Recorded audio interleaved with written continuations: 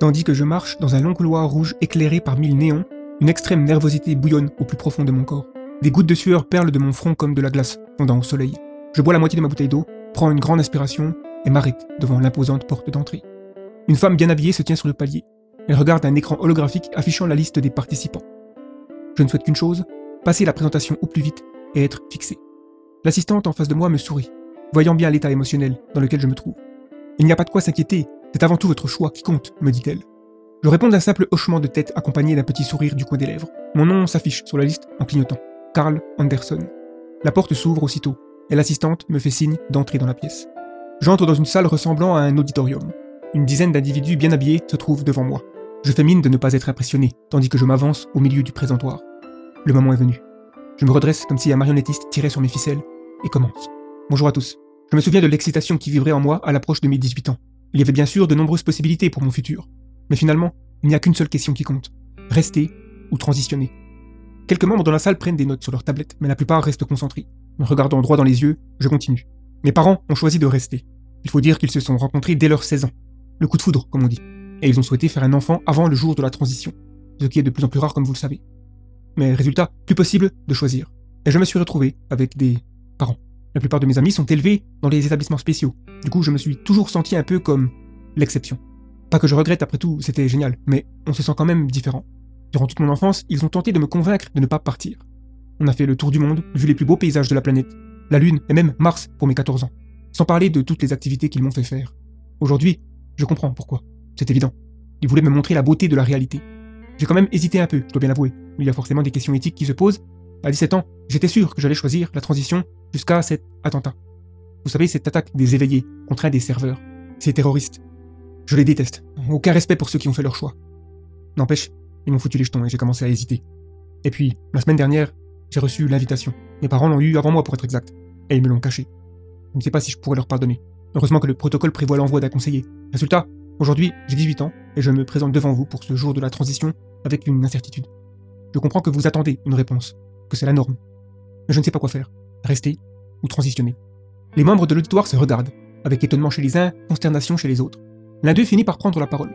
Vous devez nous donner votre décision, jeune homme. Je sais que c'est la règle, répondis-je aussitôt. Mais je ne suis pas sûr, comment voulez-vous que je sois? Mon garçon, dit une femme en se levant. Chaque citoyen, à ses 18 ans, doit choisir s'il désire vivre le reste de son existence dans la réalité ou être transféré dans une simulation. En l'absence de réponse claire et évidente, vous resterez dans la réalité. Ne faites pas l'erreur de vous priver de ce choix, ou vous risquez de le regretter toute votre vie. J'essaye de trouver mes mots, de réfléchir vite, peser le pour et le contre. Quelques secondes pour décider ce qu'il adviendra du reste de ma vie. Est-ce que le monde réel a plus de valeur qu'une simulation? C'est ce que j'ai toujours cru. Mais assurément, je pourrais ressentir un immense bonheur dans une simulation. Si j'aime quelque chose, est-ce vraiment important si c'est réel? Je n'ai pas envie de plonger dans un monde artificiel fabriqué de toutes pièces. Mais si on m'informait que toute ma vie, mes amis, mes proches n'étaient qu'un de ces mondes, je ne voudrais pas en sortir pour autant. Nous n'avons pas toute la journée, exclame un autre juge. Des dizaines d'autres personnes vont venir avant vous. Le planning est chargé aujourd'hui. Ok, très bien, finis-je par dire sous la pression. Je vais choisir la transition. Bien, nous prenons note de ce choix. Carl Anderson sera transféré lors de la session numéro 7. Je vous prie d'emprunter la porte à votre droite pour passer à l'étape suivante. Les paramètres de la simulation. Merci. Et bonne vie. Je me dirige vers la porte en question. Ma bouche est sèche. Ai-je parlé trop vite? Et si je regrettais ce choix? J'essaye de vider mon esprit de toute cette confusion avant d'entrer dans la pièce suivante. Une vive lumière blanche éblouit mes yeux comme si les murs étaient faits de lumière. Une voix s'adresse soudain à moi. Bonjour Carl. Content de savoir que vous avez choisi la transition. Je suis là pour vous aider à configurer votre prochaine vie. Mettez-vous à l'aise. Une chaise s'élève du sol. Avec une certaine appréhension, je m'approche et m'assois. La voix continue. Tout d'abord, selon l'analyse de votre vie, nous avons établi une simulation correspondant à vos traits, désirs, rêves et centres d'intérêt. Vous êtes libre de la rejeter complètement, ou seulement certains aspects. Avez-vous des questions? Êtes-vous une personne? Demandai-je. Je veux dire un humain. Si vous n'êtes pas en mesure de le savoir clairement, alors je ne vois pas en quoi cela importe. Même si je suis sûr que c'est une intelligence artificielle, je n'en fais pas mention. Votre simulation par défaut est la suivante, annonça la voix. Vous êtes un artiste extrêmement influent dans le Venise du XVIe siècle. Vos peintures se font remarquer à travers l'Europe et la haute noblesse souhaite vous engager. Des remarques jusqu'à présent? La Renaissance est effectivement ma période historique préférée, mais j'aimerais plutôt vivre au XVe siècle. Et pas seulement en tant que peintre, non, plutôt un artiste total, comme Léonard de Vinci. Et à Florence, pas à Venise. C'est noté. À 21 ans, vous rencontrez la femme de votre vie. Elle est physiquement basée sur votre actrice favorite, Stéphanie Jovoda. Des remarques jusqu'à présent? En fait, j'ai une préférence pour Isabella Rosso depuis quelque temps. J'aimerais avoir 2 enfants, un garçon et une fille. C'est noté. À l'âge de 25 ans, stop! Le reste, je ne souhaite pas le savoir. Vous avez la possibilité de configurer tout le reste de votre simulation. Une fois transféré, vous ne vous souviendrez plus de votre vie actuelle. Des faux souvenirs de votre enfance jusqu'à l'âge de 18 ans vous seront implantés et votre vie simulée sera perçue comme parfaitement imprévisible. En d'autres termes, vous n'aurez absolument aucun moyen de savoir que vous vivez selon un scénario prédéfini par vous-même. Oui, je sais tout cela, mais j'ai entendu certaines rumeurs parlant d'un bug.